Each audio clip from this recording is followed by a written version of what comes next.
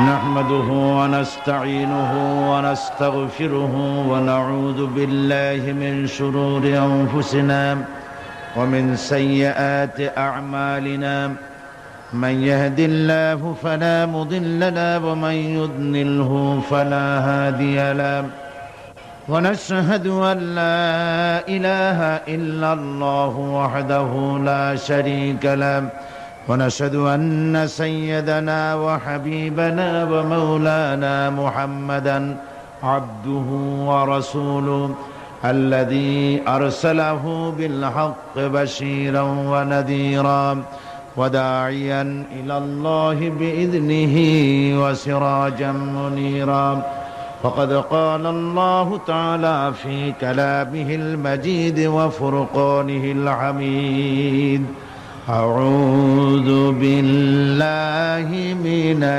الشيطان الرجيم بسم الله الرحمن الرحيم إن الله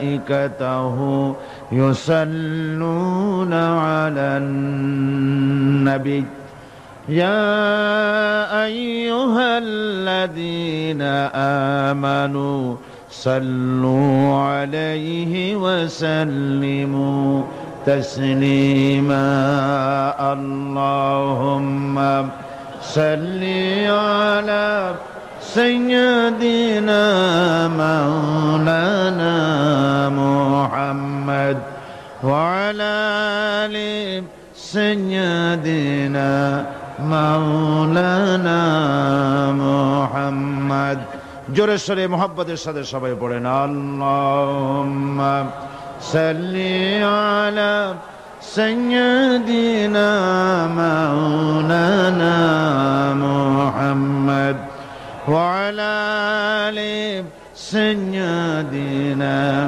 মাওলানা মুহাম্মদ বালাগাল উলা بكماله كشف الدجى بجماله حسنت جميع خصاله صلوا عليه وآله مشرق حب محمد مطلع ديوان ما مطلع خورشید سقاش سینه سوزان ما بلغ العلا بكماله كشف الدجى بجماله حسنت جميع خصاله صلوا عليه سورة يوسف بداری حکمت لقمان امام قاری قرآن باری اے دل شادمان ما بلغ العلا بکماله کشف الدجى بجماله حسنت جميع خصاله صلوا عليه وآله اللهم آمين ربنا ظلمنا أنفسنا وإن لم تغفر لنا وترحمنا لنكونن من الخاسرين أي الله تعالى হাজার হাজার মুসলমান নরনারী কোরআনে কারীমের তাফসীরের মাহফিলে চট্টগ্রাম প্যারেড ময়দানে 5 দিন ব্যাপী কোরআনুল কারীমের তাফসীরের আজকের এই দ্বিতীয় দিবসে তোমার দরবারে কয়েকবার দরুদ ও সালাম পড়ে আমরা হাত তুলেছি মেহেরবানি করে দরুদ ও সালাম টুকুন সোনার মদিনায় নবী পাকের রওজা মোবারকে পৌঁছে দাও।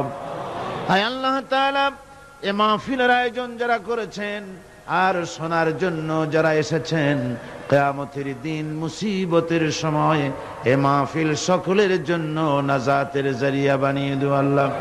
ইয়া রব করম তু अगर करे वो बात दे जुबां को जो दिल पर असर करे रब्बना तक़ब्बल मिन्ना इन्नका अंतस समीउल अलीम व तुब अलैना इन्नका अंतत तव्वाबुर रहीम। سبحان ربك رب العزة عما يصفون وسلام على المرسلين الحمد لله رب العالمين. মোহতারাম সদরে জলসা, হাজারাত উলামায়ে কিরাম, সম্মানিত সুধীমণ্ডলী, উপস্থিত আমার দেশি বিদেশি ইসলাম প্রিয় মুসলিম ভাই ও বোনেরা, আসসালামু আলাইকুম ওয়া রাহমাতুল্লাহি ওয়া বারাকাতুহু। বিসমিল্লাহির রহমানির রহিম। وَإِذْ قَالَ عِيسَى ابْنُ مَرْيَمَ يَا بَنِي إِسْرَائِيلَ إِنِّي رَسُولُ اللَّهِ إِلَيْكُمْ مُصَدِّقًا لِمَا بَيْنَ يَدَيَّ مِنَ التوراة ومبشرا برسول يأتي من بعد اسمه أحمد فلما جاءهم بالبينات قالوا هذا سحر مبين صدق الله العظيم।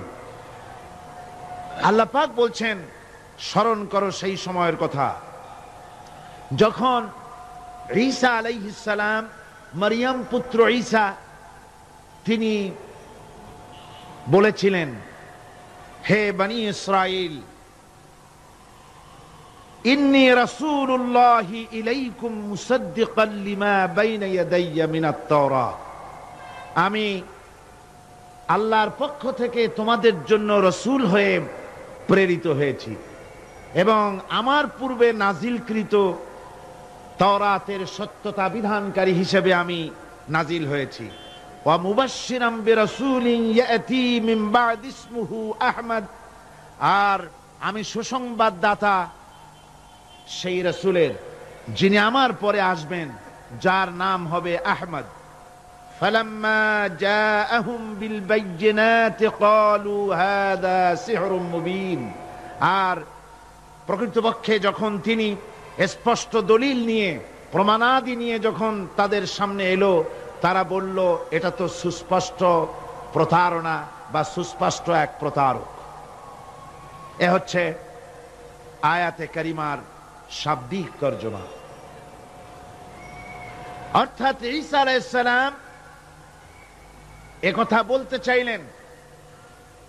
আল্লাহ পাক বলছেন, মারিয়াম পুত্র ঈসা বলেছেন যে আমি কোন নতুন রাসূল নই।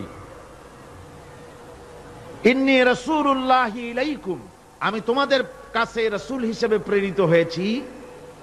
এ কথার দ্বারা তিনি বুঝাতে চান যে আমি কোন নতুন অথবা কোন অভিনব নবী নহি। এ নবুয়তের সিলসিলা আগের থেকে চালু হয়েছে, তার এক ধারাক্রম, তার এই ক্রমধারায় আমিও একজন নবী হিসেবে পৃথিবীতে এসেছি। আর আমি তাওরাতের প্রত্যাখ্যানকারী নই, আমি তাওরাতের সত্যতা ঘোষণাকারী হিসেবে এই পৃথিবীতে এসেছি। পয়গম্বরদের নিয়ম হচ্ছে, চিরকাল তারা আগের পয়গম্বরের দাওয়াতের স্বীকৃতি দিয়েছেন, দাওয়াতকে তারা অস্বীকার করেন নাই। আগের পয়গম্বরের দাওয়াতকে তারা স্বীকৃতি দিয়েছেন, বলেছেন। আর দ্বিতীয় অর্থ হচ্ছে যে আমার সম্পর্কে যে আগামনী বাণী শোনানো হয়েছে,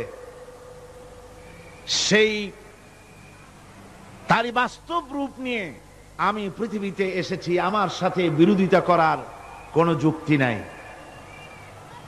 কিন্তু বনি ইসরাইলেরা হযরত ঈসা আলাইহিস সালামের দাওয়াত গ্রহণ না করে তার উল্টোটাই করলো। তারা কি করলো?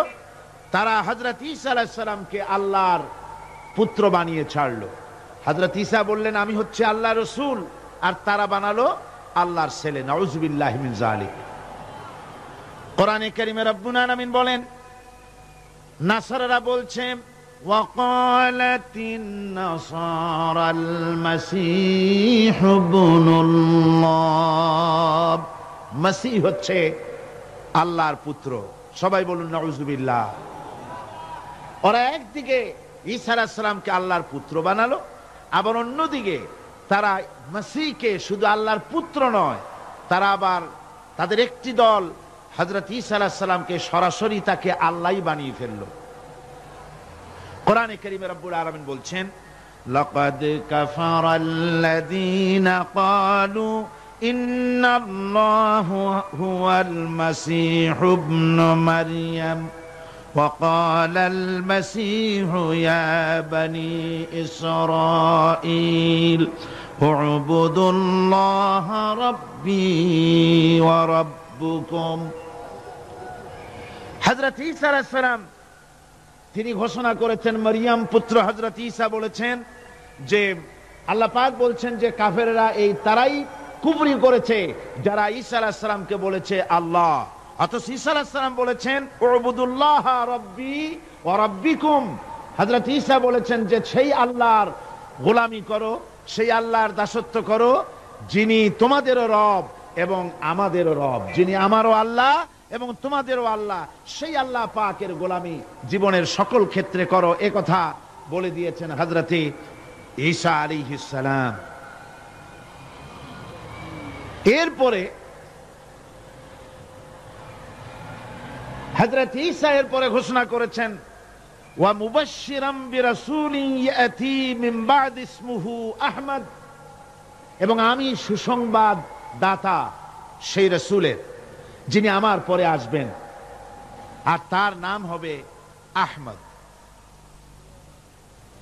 এই আয়াতটি কোরআনে কারীমের এটি একটি গুরুত্বপূর্ণ আয়াত, এবং এই আয়াত দিয়ে ইসলাম বিরোধীরা নানান ধরনের সন্দেহের সৃষ্টি করেছে এবং বিতর্কের সৃষ্টি করেছে পৃথিবীতে। এই আয়াতে কারিমে, কোরআনে কারীমের এই আয়াতে রাসূল পাক সাল্লাল্লাহু আলাইহি ওয়াসাল্লামকে আহমদ বলা হয়েছে, হুজুরের নাম আহমদ হিসেবে ঘোষণা করা হয়েছে। আহমদ বলা হয় সেই ব্যক্তিকে যিনি আল্লাহর সবচাইতে বেশি প্রশংসাকারী, এ হলো এক অর্থ। দুই নম্বরের অর্থ হচ্ছে আহমদ হচ্ছেন তিনি যিনি বান্দাদের মধ্যে সবচাইতে বেশি প্রশংসার যোগ্য। বুখারী, মুসলিম, আবু দাউদ, তিরমিজি, নাসাই, ইবনে মাজাহ এ সমস্ত সকল সহিহ হাদিসের গ্রন্থগুলিতে এসেছে যে হুজুর সাল্লাল্লাহু আলাইহি ওয়াসাল্লামের আরেক নাম ছিল আহমদ। ইতিহাসে কোথাও এটা পাওয়া যায় না যে হুজুর সাল্লাল্লাহু আলাইহি ওয়াসাল্লামের পূর্বে কোন মানুষের নাম আহমদ ছিল। রাসূল পাক সাল্লাল্লাহু আলাইহি ওয়াসাল্লামের পরে অনেকে তার ছেলেপেলের নাম, এই পৃথিবীতে অসংখ্য মানুষ তার ছেলেদের নাম আহমদ রেখেছে। আহমদ হোসেন, আহমদুর রহমান, গোলাম আহমদ, এই সমস্ত নাম রেখেছে। প্রসঙ্গক্রমে এখানে একথা বলা জরুরি বোধ করছি যে এই ইয়াতি মিন বা'দ ইসমুহু আহমদ, এই আয়াতের সুযোগ নিয়ে গোলাম আহমদ কাদিয়ানী নিজেকে নবুয়তের দাবিদার হিসাবে ঘোষণা করেছে, অথচ মুহাম্মদ সাল্লাল্লাহু আলাইহি ওয়াসাল্লামের পরে পৃথিবীতে আর কোন নবী আসবে না। আল্লাহ পাক কোরআনে কারীমে পরিষ্কার বলেছেন, মা কানা মুহাম্মাদুন আবা আহাদিম মির রিজালিকুম ওয়ালাকিন রাসূলুল্লাহি ওয়া খাতামান নাবিয়্যিন। মুহাম্মদ সাল্লাল্লাহু আলাইহি ওয়াসাল্লাম তোমাদের কোন পুরুষদের পিতা নন, আর তিনি হচ্ছেন আল্লাহ পাকের রাসূল, আর নবুয়তের নবীগণের ধারাবাহিকতা সমাপনকারী হচ্ছেন তিনি। খাতাম শব্দ কোরআনে কারীমে বিভিন্ন অর্থে এসেছে।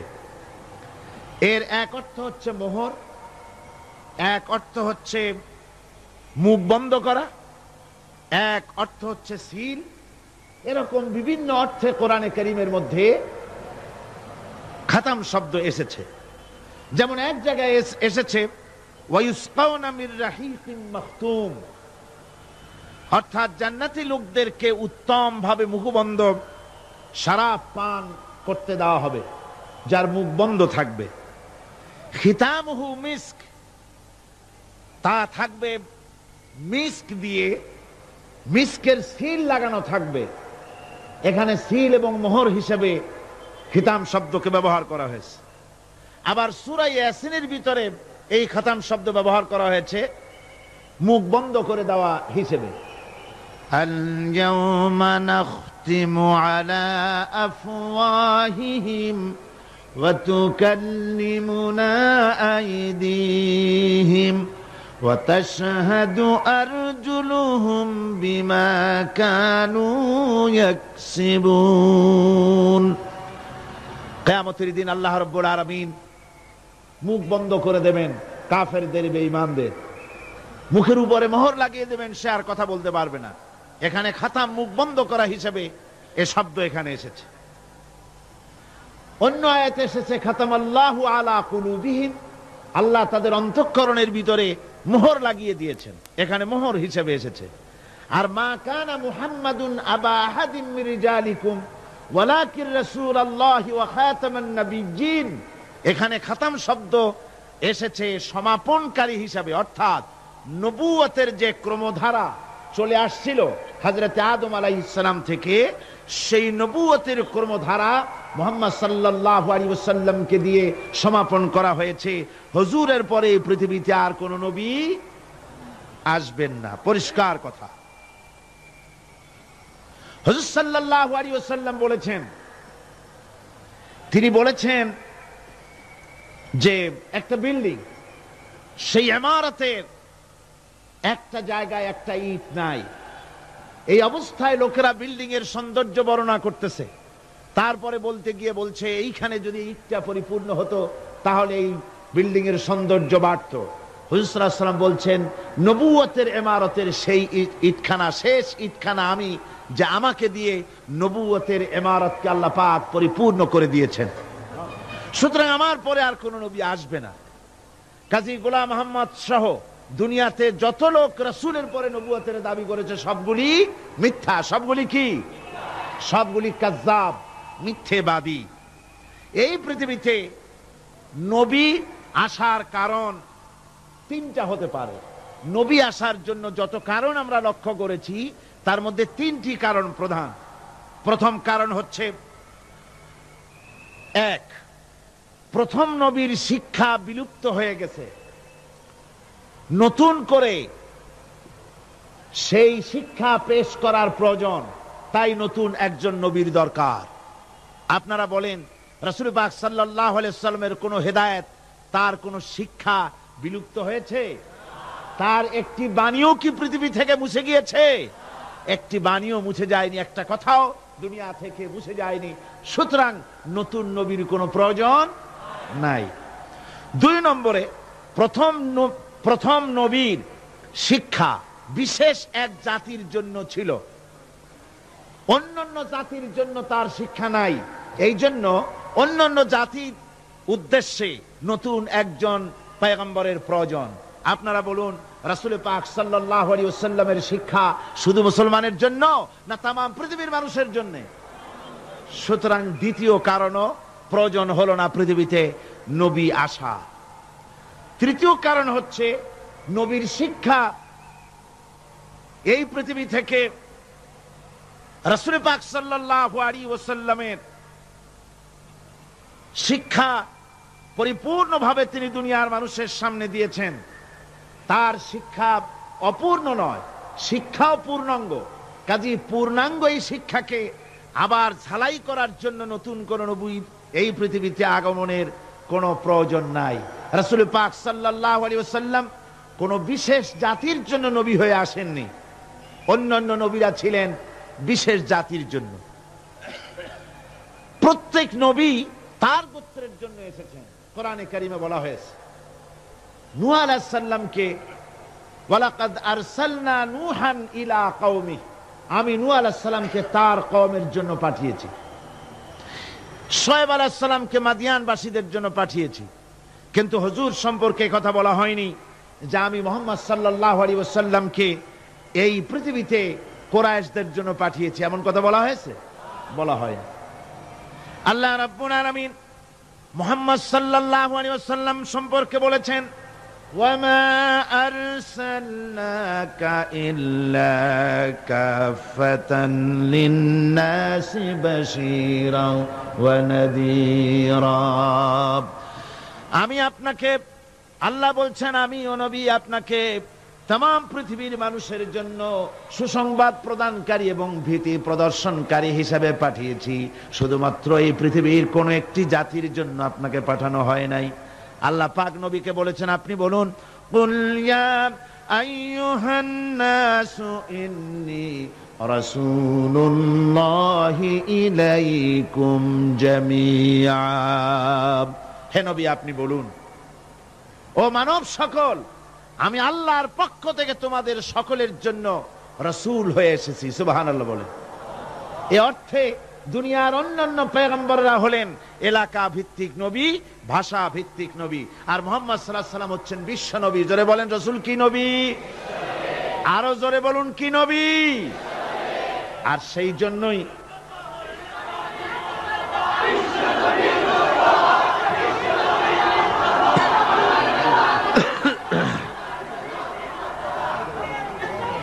আমার ভাইয়েরা, অন্য আয়াতে আল্লাহ পাক বলছেন, তাবারাকাল্লাযী নাযালাল ফুরকানা আলা আবদিহি লিয়াকুনা লিল আলামিন নাযীরা। অতীব বরকতশালী সে আল্লাহ রাব্বুল আলামিন, যিনি তার বান্দার উপরে ফুরকানকে অবতীর্ণ করেছেন, যাতে করে তিনি বিশ্ববাসীকে সুসংবাদ দিতে পারেন এবং ভীতি প্রদর্শন করাতে পারেন। রাসূলকে তার বান্দার উপরে ফুরকান অবতীর্ণ করেছেন। বান্দাকে মুহাম্মদ সাল্লাল্লাহু আলাইহি ওয়াসাল্লাম, বান্দাকে মুহাম্মদ সাল্লাল্লাহু আলাইহি ওয়াসাল্লাম, তার উপরে কোরআন অবতীর্ণ করা হয়েছে কি কারণে? লিয়াকুনা লিল আলামিন নাযীরা, যাতে করে বিশ্ববাসীকে তিনি সতর্ক করে দিতে পারেন, পরকাল সম্পর্কে, আল্লাহ সম্পর্কে হুঁশিয়ারি করে দিতে পারেন পৃথিবীর মানুষগুলিকে। এরপরে অন্য আয়াতে আল্লাহ পাক রাসূলকে বলছেন, ওয়ামা আরসালনাকা ইল্লা রাহমাতান লিল আলামিন। নবী হে, আমি আপনাকে সমগ্র সৃষ্টি জগতের জন্য আমি আপনাকে করুণার মূর্ত প্রতীক করে পাঠিয়েছি। সুবহানাল্লাহ। আপনি করুণার মূর্ত প্রতীক। সমস্ত সৃষ্টি জগতের জন্য আমি আপনাকে আমার দয়া হিসাবে, করুণা হিসাবে পাঠিয়েছি। হুজুর সাল্লাল্লাহু আলাইহি ওয়াসাল্লাম বলেছেন, বুইসতু ইলাল আহমারি ওয়াল আসওয়াদ, আমি সাদা কালো জাতি ধর্ম বর্ণ বিশেষে সকলের জন্য আমি নবী হিসাবে এসেছি। হুজুর আলো বলেছেন, কানান নবিয়্যু ইউবাসু ইলা কওমিহি খাসসা ওয়া বুইসতু ইলান নাসি আম্মা। বুখারী ও মুসলিম, বুখারী মুসলিমের হাদিসে এসেছে, রাসূল পাক সাল্লাল্লাহু আলাইহি ওয়াসাল্লাম বলেছেন, দুনিয়ার সমস্ত পয়গম্বররা এসেছেন নিজের কওমের জন্য, আর আমি এসেছি গোটা পৃথিবীর সকল মানুষের জন্য নবী হয়ে। সুবহানাল্লাহি ওয়া বিহামদিহি। সুতরাং মুহাম্মদ সাল্লাল্লাহু আলাইহি ওয়াসাল্লাম হচ্ছেন বিশ্ব নবী। তারপরে আর কোন নবী এই পৃথিবীতে আসবে না। আর কোন নবী আসবেন? এই পৃথিবীতে আর কোন নবী আসবেন না। হুজুর সাল্লাল্লাহু আলাইহি ওয়াসাল্লাম অন্য হাদিসে বলেছেন, তিরমিজি শরীফের হাদিসে এটা এসেছে, ক্বালা রাসূলুল্লাহ সাল্লাল্লাহু আলাইহি ওয়াসাল্লাম আন্না রিসালাতা ওয়ান নবুওয়া কাদ ইনকাতাত ফালা রাসূলা বাদি ওয়ালা নবুওয়া। রিসালাতের সিলসিলা কাট অফ হয়ে গিয়েছে। আমার পরে আর কোন নবী আসবে না, আমার পরে আর কোন রাসূল আসবে না। বাইহাকী শরীফের হাদিসে এসেছে, রাসূল পাক সাল্লাল্লাহু আলাইহি ওয়াসাল্লাম বলেছেন, লা নবিয়্যা বাদি ওয়ালা উম্মাতা বাদি, আমার পরে কোন নবীও আসবে না, আমার পরে কোন উম্মতও আসবে না। আমি শেষ নবী আর আমার উম্মত শেষ উম্মত। নতুন করে কোন উম্মত, নতুন করে কোন নবীও আসবে না, নতুন করে কোন উম্মতও আসবে না। অথচ কাদিয়ানীরা দাবি করে গোলাম মুহাম্মদ নাকি তাদের উম্মতি নবী। কয় যে এমনি আমরা অন্য কোন নবী টবি বলি না, আমরা বলি গোলাম মুহাম্মদকে উম্মতি নবী। রাসূল পাক সাল্লাল্লাহু আলাইহি ওয়াসাল্লাম পরিষ্কার বলেছেন, আমার পরে রাসূল, নবী, উম্মত কিছুই আসবে না। আমি শেষ পয়গম্বর আর আমার উম্মতি হচ্ছে শেষ উম্মত।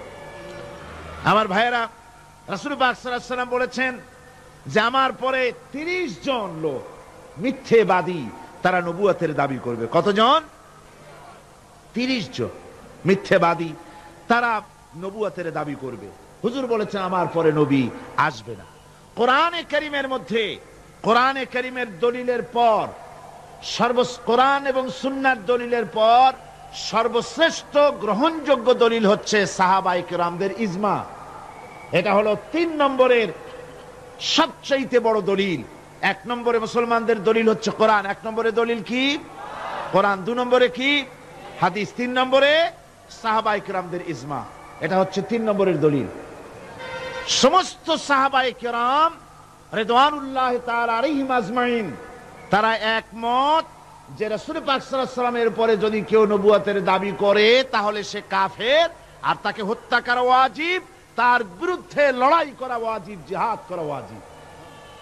সাহাবায়ে কেরাম এই দাবি নিয়েই তারা রাসূলের যুগে একজন নবুয়তের দাবি করলো, তার নাম হচ্ছে মুসাইলামা কাজ্জাব। সে দাবি করলো, সে মনে করলো যে নবুয়ত হচ্ছে একটা ব্যবসা। মুহাম্মদ সাল্লাল্লাহু আলাইহি ওয়াসাল্লামের কিছু ছিল না, নবুয়তের দাবি করলো, গনিমতের মাল আসলো, টাকা পয়সা আসলো, তারপর রাজত্ব হয়ে গেল, এগুলো তো কম কথা না। তা আমিও যদি নবুয়তের দাবি করি তাহলে এরকমের একটা ব্যবসা আমিও করতে পারবো। এই চিন্তা ভাবনা করে নবুয়তের দাবি করে বসলো। নবুয়তের দাবি করে সে প্রচার করে বেড়াতে লাগলো আমি নবী। তারপর তার উম্মতেরা বলল যে আচ্ছা আপনি তো নবী বুঝলাম, তা মুহাম্মদ সাল্লাল্লাহু আলাইহি ওয়াসাল্লামের উপরে ওহী নাজিল হয়, আপনি তো কোনো নতুন ওহী আমাদের দিতে পারলেন না, কোনো সূরাও এ পর্যন্ত আসলো না। মুসাইলামা কাজ্জাব বলল দেখো কেবল না নবী হলাম, একটু সময় দাও ওহী আসা। কিছুদিন পর বলল যে সূরা একটা এসে গেছে। বলে কি? সে সূরা কাউসারের একটা প্যারোডি তৈরি করলো, বলল আমার উপরে একটা নতুন সূরা আসছে, সূরাটি হচ্ছে ইন্না আতাইনাকাল আকাক ফাসাল্লি লিরাব্বিকা ওয়াজাক ইন্না শানিয়াকা হুয়াল আবলাক। এর অর্থ হচ্ছে আমি তোমাকে আকাক পক্ষী দান করেছি। আর আকাক পক্ষী বলা হয় হুতুম পেঁচাকে। ও যে কায়দার নবী, পাখিটাও পাইছে সেই কায়দারই। তারপরে ফাসাল্লি লিরাব্বিকা ওয়াজাক, সুতরাং তোমার প্রভুর উদ্দেশ্যে নামাজ পড়ো আর জোরে সোরে চিৎকার করো। মনে রেখো তোমার দুশ্মন হবে শ্বেত এবং কৃষ্ণ বর্ণে। এর না আছে কোনো গোড়া, না আছে এর মাথা, না আছে এর কোনো অর্থ, না আছে কিছু। এই জাতীয় সূরা দেখিয়া উম্মতেরা বলল কি যে আশ্চর্য কথা, মুহাম্মদ সাল্লাল্লাহু আলাইহি ওয়াসাল্লামের উপরে যে সূরা নাজিল হয়েছে তা পড়তে কত সুন্দর, কত ভাব গম্ভীর, আরে কি একটা সূরা নাজিল হলো। তারা নিজেরা বলা কওয়া করলো। আর একবার ধরলো মুসাইলামাকে, তারা বলল মুহাম্মদ সাল্লাল্লাহু আলাইহি ওয়াসাল্লাম তাকে তার উম্মতেরা তাদের বাগানে নিয়ে যায়, নিলে পরে যে বাগান থেকে তিনি যান গাছে খরমা না থাকলে খরমা হয়ে যায়, কোন পানি শূন্য কুয়ার কাছ থেকে গেলে তার বরকতে কুয়ায় পানি চলে আসে। তো আপনি এরকমের কিছু আমাদের দেখান। বললো আমাকেও তোমরা এভাবে নিয়ে যাও। তখন তাকে নিয়ে যাওয়া হলো। দেখলো উম্মতেরা যে এমনই পোড়া কপালে এক নবী তাদের ভাগে পড়ছে, যে বাগান দিয়ে যায় গাছে খরমা থাকলে খরমা পড়ে যায়, নষ্ট হয়ে যায়, আর কোন পানিওয়ালা কুয়ার কাছ থেকে হাঁটলে সে কুয়া থেকে পানিও শেষ হয়ে যায়। এরপরে তার সাহস বাড়লো। মুসাইলামা কাজ্জাব রাসূল পাক সাল্লাল্লাহু আলাইহি ওয়াসাল্লামের কাছে এক চিঠি লিখলো। সে চিঠির ভাষা ছিল মিন মুসাইলামাত রাসূলিল্লাহ ইলা মুহাম্মাদুর রাসূলুল্লাহ সালামুন আলাইকুম আম্মা বাদ ফাইন্নী আশরাকতু ফিল আমর ওয়া ইন্না লানা নিসফাল আরদ ওয়া লিকুরাইশিন নিসফাল আরদ ওয়ালাকিন্না কুরাইশান কওমান ইয়াতাদুন। সে চিঠি লিখলো যে মুসাইলামা আল্লাহ রসুলের পক্ষ থেকে নাউজুবিল্লাহ মুহাম্মদ সাল্লাল্লাহু আলাইহি সাল্লামের কাছে এই চিঠি পাঠানো হচ্ছে। ফাইন্নী কাদ আশরাকতু ফিল আমরি মাক, আমি হচ্ছি আপনার নবুয়তের একজন অংশীদার। এই হিসাবে পৃথিবীর অর্ধেক হচ্ছে আমার আর অর্ধেক হচ্ছে কোরাইশদের। কিন্তু কোরাইশরা বিষয়টা বুঝতে না পেরে আমার সাথে বাড়াবাড়ি করতেছে। হুজুর সাল্লাল্লাহু আলাইহি ওয়াসাল্লাম এই চিঠির জবাব দিলেন। হুজুর লিখলেন বিসমিল্লাহির রহমানির রহিম মিন মুহাম্মাদুর রাসূলুল্লাহ সাল্লাল্লাহু আলাইহি ওয়াসাল্লাম ইলা মুসাইলামাতিল কাজ্জাব আসসালামু আলা মান ইত্তাবাআল হুদা আম্মা বাদ ফাইন্নাল আরদা লিল্লাহি ইউরিসুহা মিন ইবাদিহি ওয়াল আকিবাতু লিল মুত্তাকিন। রাসূল পাক সাল্লাল্লাহু আলাইহি ওয়াসাল্লাম লিখলেন, এই চিঠি যাচ্ছে মুহাম্মদ সাল্লাল্লাহু আলাইহি ওয়াসাল্লামের কাছ থেকে মুসাইলামা কাযযাবের কাছে। শুনে রাখো, শান্তি বর্ষিত হোক তার প্রতি যিনি হেদায়েত প্রাপ্ত। এই পৃথিবীর উত্তরাধিকারী হচ্ছে কেবলমাত্র আল্লাহ পাকের সেই সব বান্দারা যারা নাকি আল্লাহর গোলাম, আল্লাহর একান্ত আল্লাহর আইন এবং কানুনকে মেনে যারা চলে। আর পরকাল হচ্ছে সেই সমস্ত লোকেদের জন্যই। মুসাইলামা কাযযাবের মুয়াজ্জিন যারা, তারাও জানতো, তারাও জানতো যে লোকটা মিথ্যেবাদী। তো কিছু মাল পানি পাওয়া যায়, টাকা পয়সা পাওয়া যায়, সাথে থাকলে কিছু খাওয়াটাও যায়, এই জন্য তার সাথে থাকতো। রাসূলুল্লাহর মুয়াজ্জিন আযান দিতেন, আশহাদু আন্না মুহাম্মাদার রাসূলুল্লাহ, আমি সাক্ষ্য দিচ্ছি মুহাম্মদ সাল্লাল্লাহু আলাইহি ওয়াসাল্লাম আল্লাহর রাসূল। আর মুসাইলামার মুয়াজ্জিন যে ছিল, সে আযান দিত, আশহাদু আন্না মুসাইলামাতা ইয়াজামু আন্নাহু রাসূলুল্লাহ। ও বলতো, আযান দিত এই কথা বলে যে আমি সাক্ষ্য দিচ্ছি মুসাইলামা মনে করে যে সে আল্লাহর রাসূল। আমার ভাইরা, এরপরে মুসাইলামা কাযযাবের বিরুদ্ধে হযরত আবু বকর সিদ্দিক রাদিয়াল্লাহু তাআলা আনহু 40,000 লোকের একটা বিশাল বাহিনী, সাহাবায়ে কেরামদের এক বিশাল বাহিনী পাঠিয়ে দিলেন মুসাইলামা কাযযাবের বিরুদ্ধে লড়াই করার জন্য।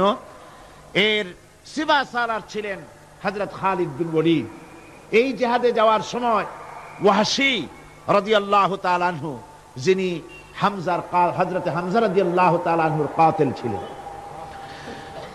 হুজুর সাল্লাল্লাহু আলাইহি ওয়াসাল্লাম ফতে মক্কার দিনে সকলকে ক্ষমা করে দিয়েছিলেন, কিন্তু 5 জন নারী আর 6 জন পুরুষ সম্পর্কে বলেছিলেন এদেরকে যেখানে পাও সেখানে হত্যা করো।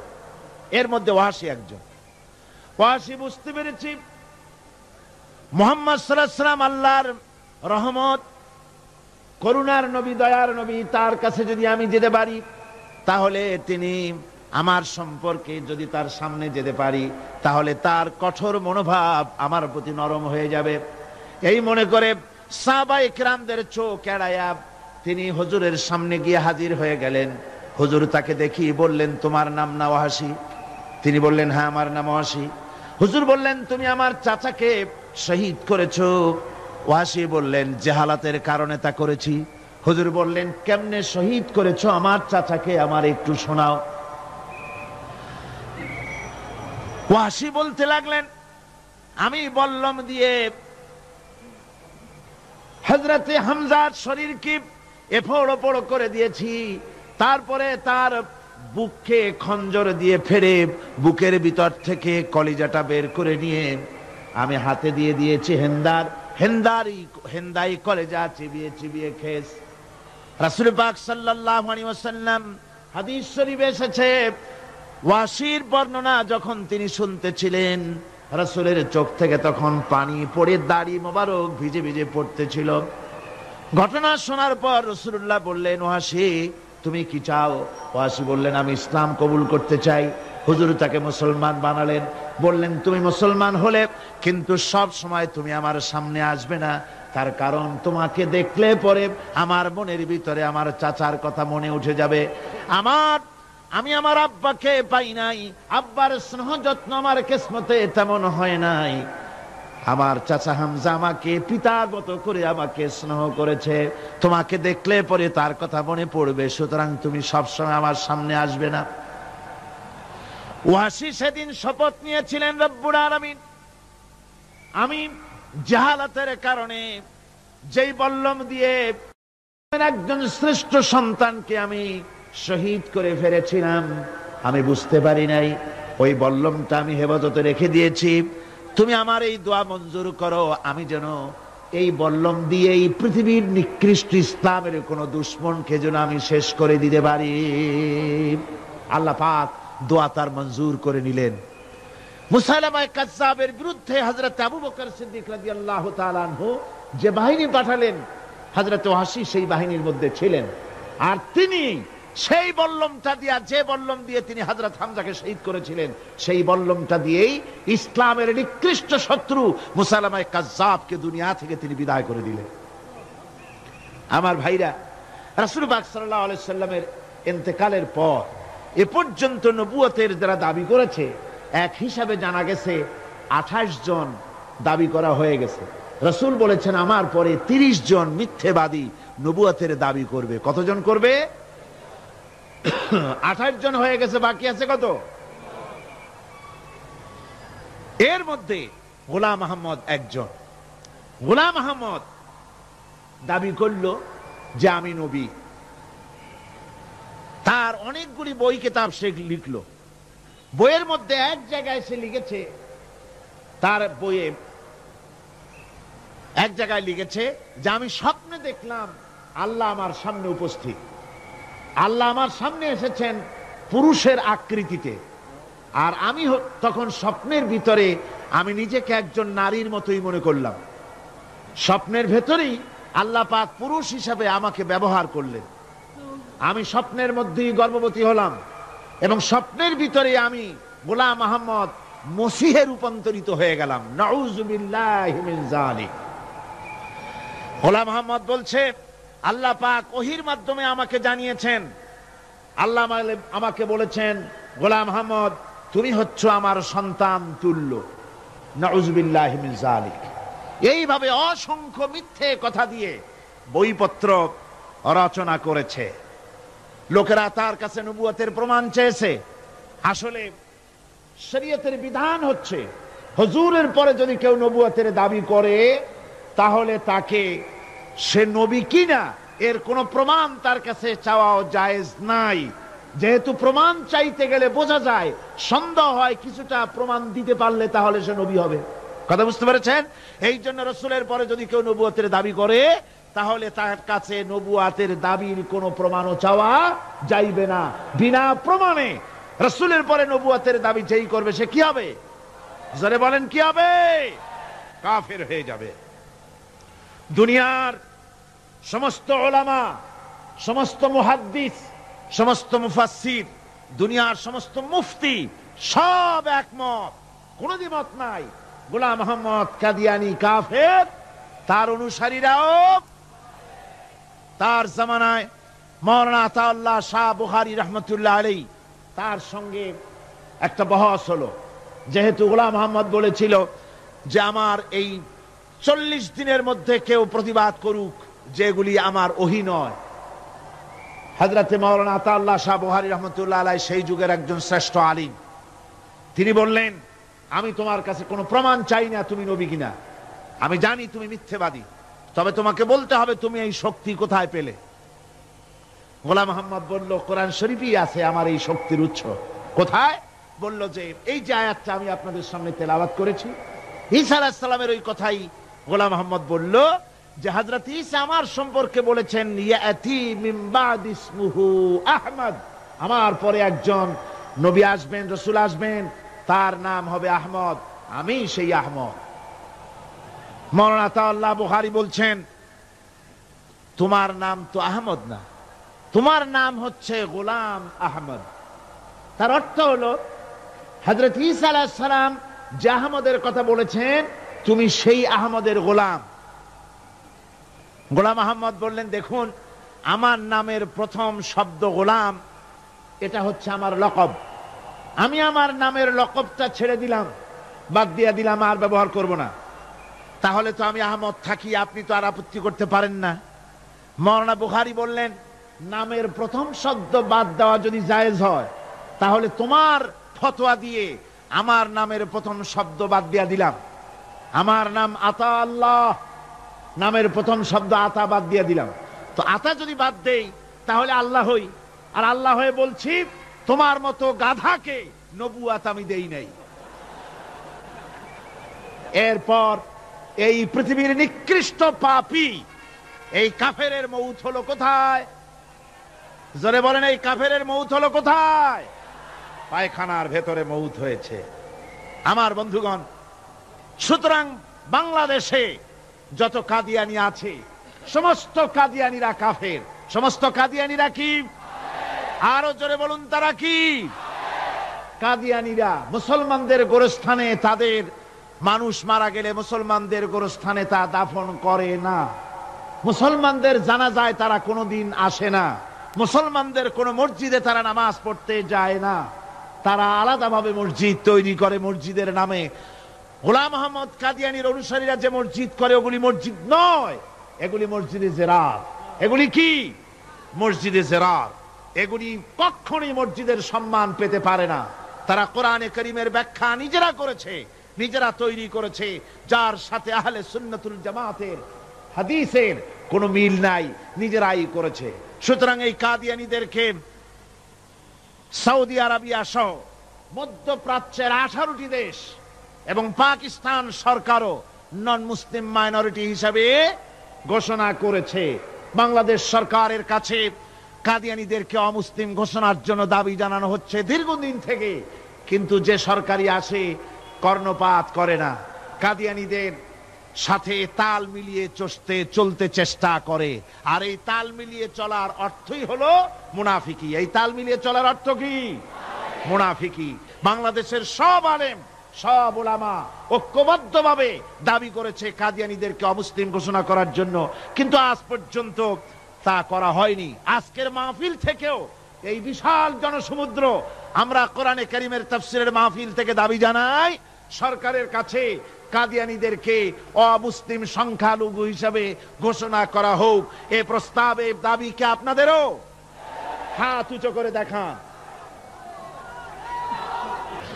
ربنا ظلمنا أنفسنا وإن لم تغفر لنا وترحمنا لنكونن من الخاسرين ربنا لا تزغ قلوبنا بعد إذ هديتنا وهب لنا من لدنك رحمة إنك أنت الوهاب। আয় আল্লাহ তাআলা, হাজার হাজার মুসলমান নরনারী ঠান্ডাকে উপেক্ষা করে তোমার দ্বীনের কথা শোনার জন্য, কোরআনে কারীমের কথা শোনার জন্য এই মাঠে এসে হাজির হয়েছে। আল্লাহ, তুমি দয়া করে মেহেরবানি করে আলোচনার সওয়াবটুকুন হুজুরে পুর নূর সাল্লাল্লাহু আলাইহি ওয়াসাল্লামের রূহ মুবারকে পৌঁছে দাও।